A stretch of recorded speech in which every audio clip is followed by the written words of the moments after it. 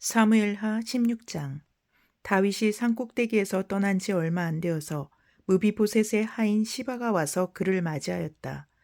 시바는 나귀 2마리의 안장을 얹고 그 위에다가는 빵 200개와 건포도 뭉치 100덩이와 여름 과일 100개와 포도주 한 가죽 부대를 싣고 왔다. 왕이 시바에게 물었다. 내가 무엇 때문에 이것을 가지고 왔느냐? 시바가 대답하였다. 이 나귀들은 임금님의 가족들이 타고 빵과 여름 과일은 신하들이 먹고 포도주는 누구나 광야에서 기진할 때에 마시고 이렇게 하시라고 가져왔습니다. 왕이 또 물었다. 그런데 내가 섬기는 상전의 손자는 지금 어디에 있느냐? 시바가 왕에게 대답하였다. 그는 지금 예루살렘에 머물러 있습니다. 이제야 이스라엘 사람이 자기 할아버지의 나라를 자기에게 되돌려준다고 생각하고 있습니다. 왕이 시바에게 말하였다. 무비보셋의 재산을 네가 모두 가져라. 시바가 대답하였다. 임금님의 은혜에 감사드립니다. 언제나 임금님의 은총을 입는 몸이 되기를 바랍니다.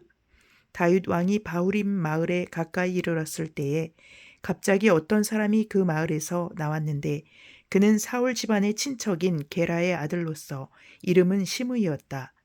그는 거기에서 나오면서 줄곧 저주를 퍼부었다.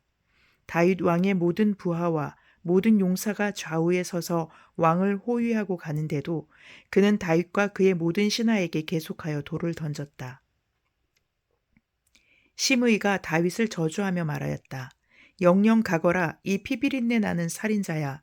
이 불안당 같은 자야.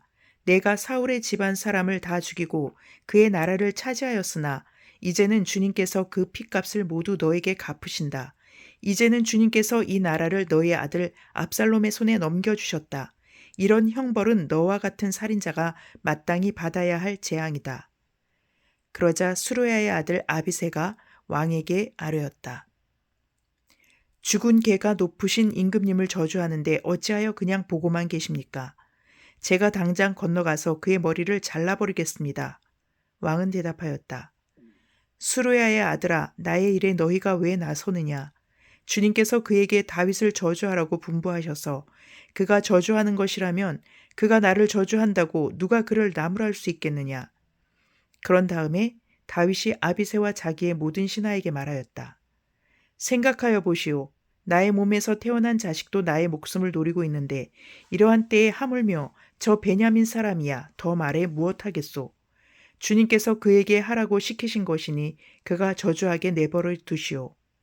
혹시 주님께서 나의 이 비참한 모습을 보시고 오늘 시므이가 한 저주 대신에 오히려 나에게 좋은 것으로 갚아주실지 누가 알겠소. 다윗과 그 부하들은 계속하여 길을 갔다.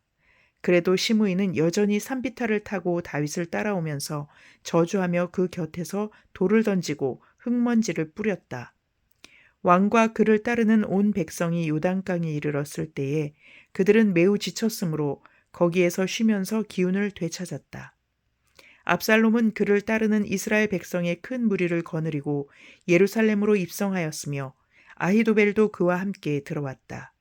그때 다윗의 친구인 아렉 사람 후세가 압살롬을 찾아와서 압살롬을 보고 임금님 만세, 임금님 만세 하고 외쳤다.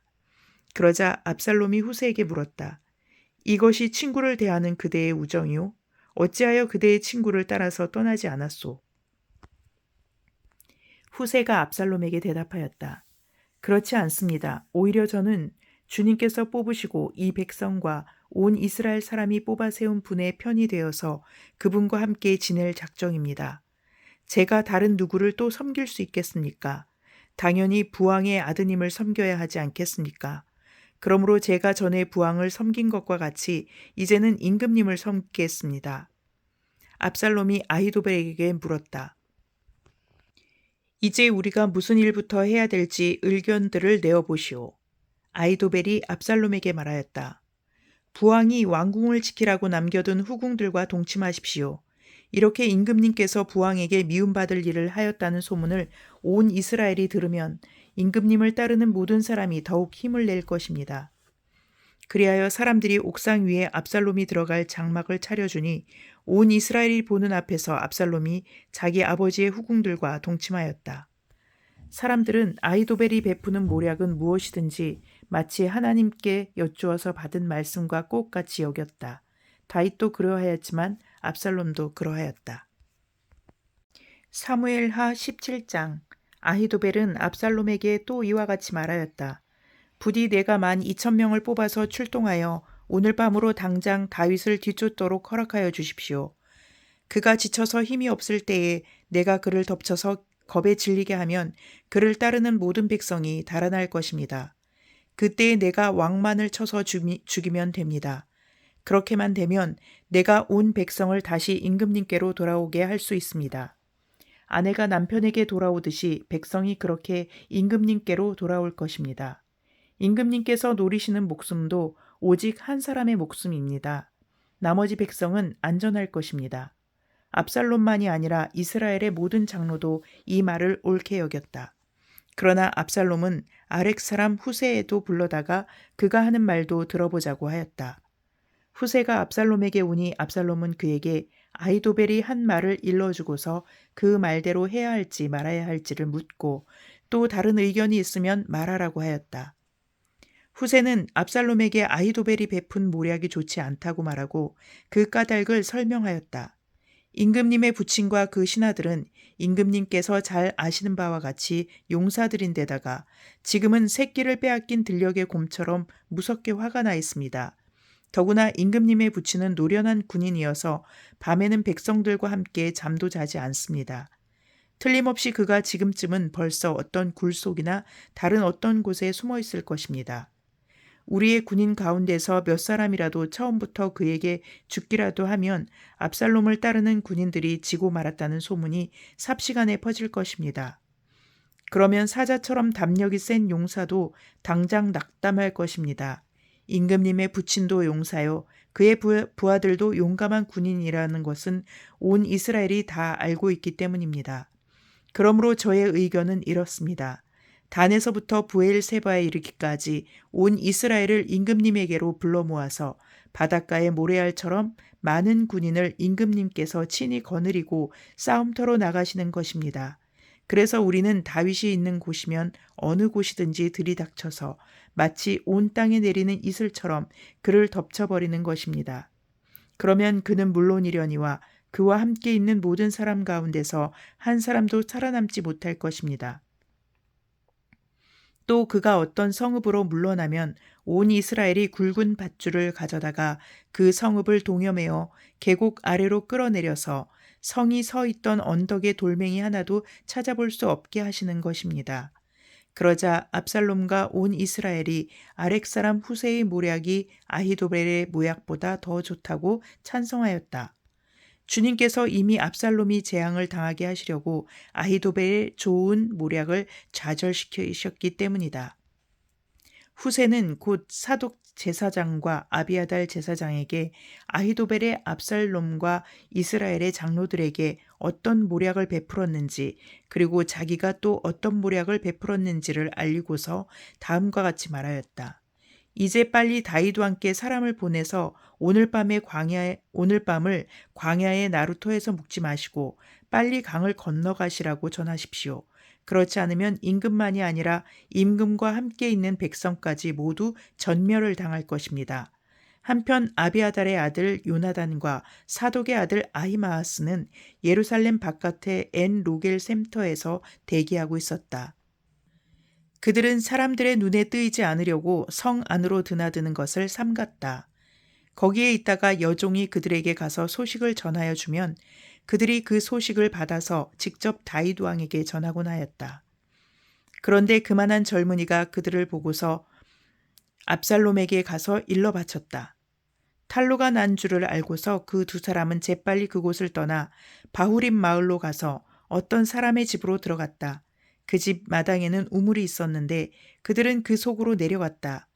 그 집 여인은 덮을 것을 가져다가 우물 아귀에 펴놓고 그 위에 찌은 보리를 널어 놓아서 아무도 눈치를 채지 못하게 하였다. 압살롬의 종들이 그 집으로 들어와서 그 여인에게 물었다. 아히마아스와 요나단이 어디에 있느냐? 그 여인이 그들에게 대답하였다. 그들은 방금 저 강을 건넜습니다. 그들이 뒤쫓아갔으나 찾지 못하고 예루살렘으로 돌아갔다. 그들이 돌아간 뒤에 그 두 사람이 우물 속에서 올라와 다윗 왕에게 가서 이 소식을 전하였다. 그들은 다윗에게 아히도벨이 다윗 일행을 해치려고 어떤 계획을 세웠는지를 알리고 어서 일어나서 강을 건너가라고 재촉하였다. 그러자 다윗이 자기와 함께 있는 온 백성을 거느리고 거기에서 떠나 요단강을 건너갔는데 날이 셀 때까지 요단강을 건너지 못한 사람은 하나도 없었다. 아히도벨은 자기의 모략대로 이루어지지 않는 것을 보자 나귀의 안장을 지워서 타고 거기에서 떠나 자기의 고향 집으로 돌아갔다. 거기에서 그는 집안 일을 정리한 뒤에 목을 메어서 죽었다. 그는 이렇게 죽어서 자기 아버지의 무덤에 묻혔다.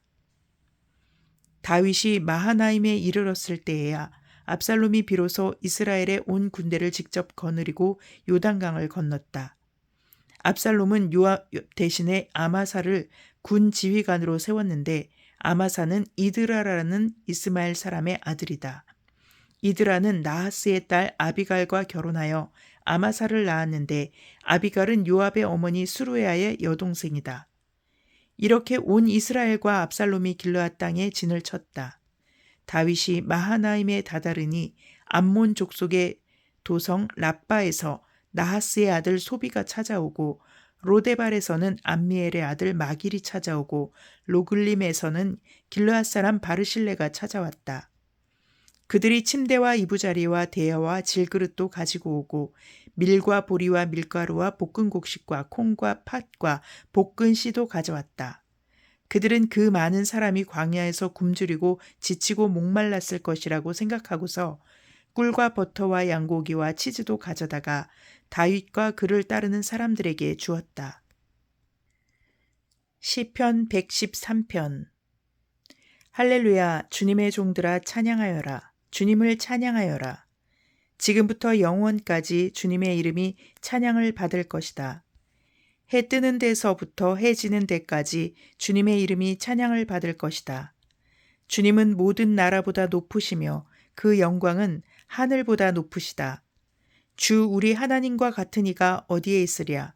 높은 곳에 계시지만 스스로 낮추셔서 하늘과 땅을 두루 살피시고 가난한 사람을 티끌에서 일으키시며 궁핍한 사람을 거름더미에서 들어올리셔서 귀한 이들과 한자리에 앉게 하시며 백성의 귀한 이들과 함께 앉게 하시고 아이를 낳지 못하는 여인조차도 한 집에서 떳떳하게 살게 하시며 많은 아이들을 거느리고 즐거워하는 어머니가 되게 하신다. 할렐루야. 아멘.